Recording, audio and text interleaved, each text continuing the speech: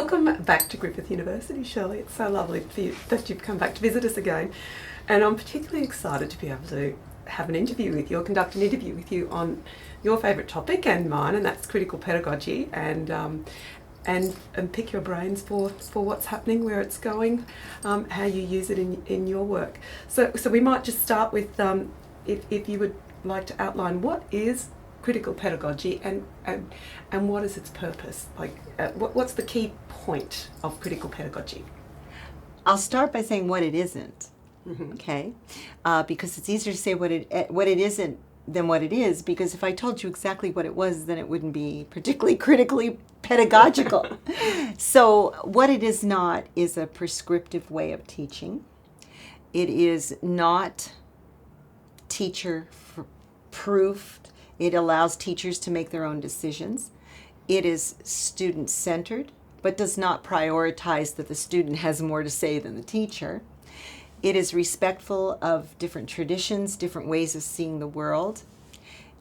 I would say it's couched in literacy, in a non-academic sense, in tapping into the notion of Freire's notion of reading the world, that the word becomes less important than the world, and once you can understand the world, you actually do read the word better. So I would say that's what it is.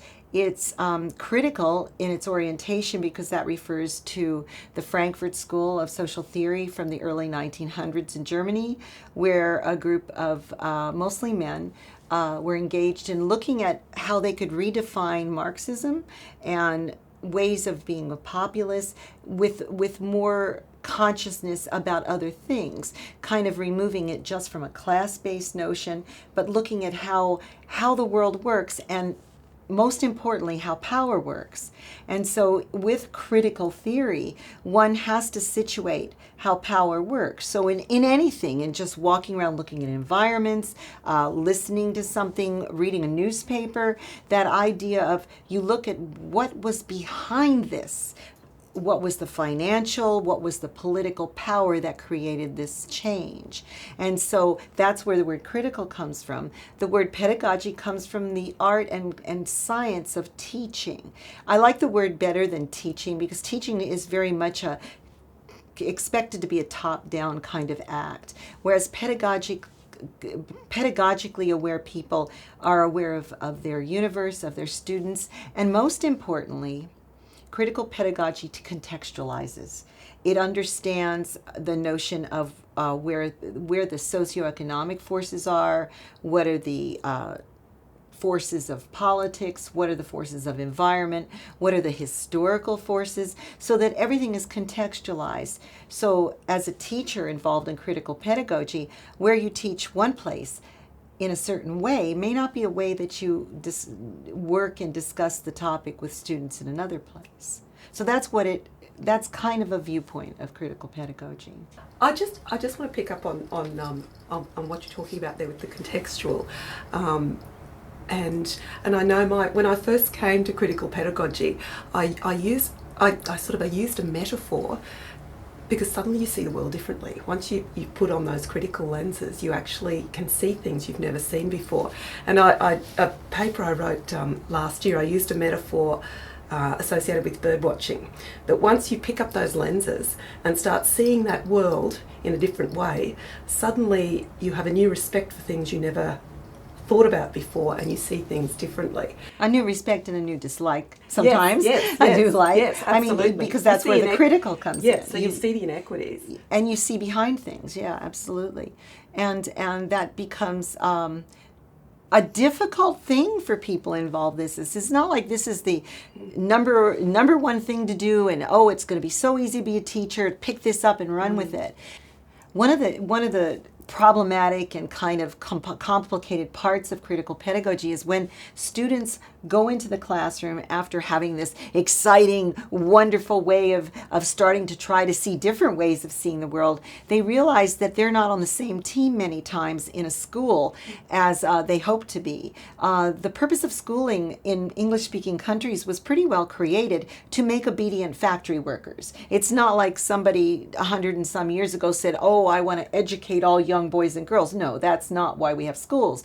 We have schools for the reason that capitalism, that corporations can be served. And the best way to do that is learn to maintain order, have kids punch in, have bells ring, have time schedules, and have obedient little robotic people. That's why we have schools that are created the way our schools in our English-speaking countries are. Now, that given, what we do with that has also become corporatized. So the notion of a teacher saying, this is the curriculum I want to have, this is what I want to explore, is now dictated by our countries and our states and provinces telling us what we have to teach. And then coupled to that is the pressure of exams and constant checking and standards.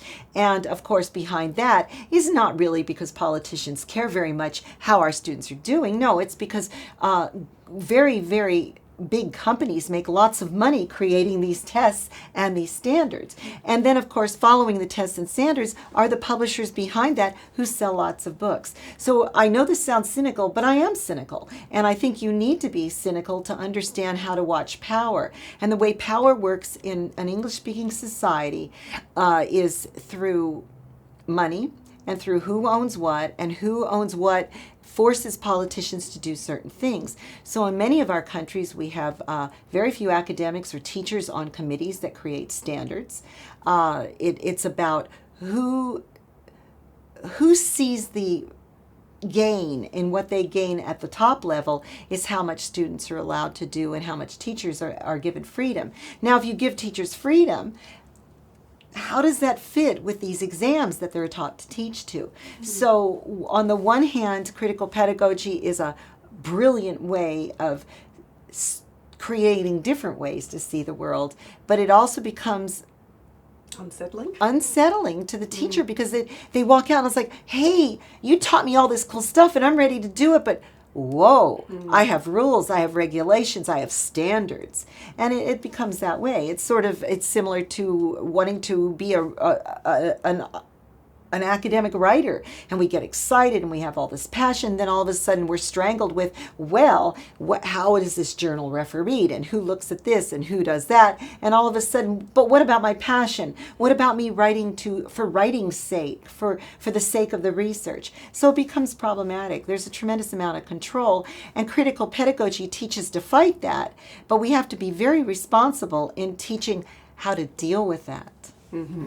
So it's the consciousness raising, and then you've got to put it with action, but you've also got to work within parameters. Exactly. Well. And we have to be careful when we say, because it is consciousness raising, we would like to say, but in other ways people see it as indoctrinating. And I think there's a fine line in not indoctrinating in critical pedagogy. We have to understand that not everybody wants social justice. So, I mean, we want to walk into a classroom and say, bomb, bomb, bomb. This is exactly what we need to do as teachers. Well, that's not critical pedagogy. That's dictatorial. That's teacher-centered classrooms. We have to work with our students to discover that emancipatory, empowered ways of seeing the world are beneficial to our students and to themselves. And so that social justice isn't something we tell them what we need to do. It's something that we need to work with our students to walk into and feel comfortable wanting to advocate for. And that's a challenge.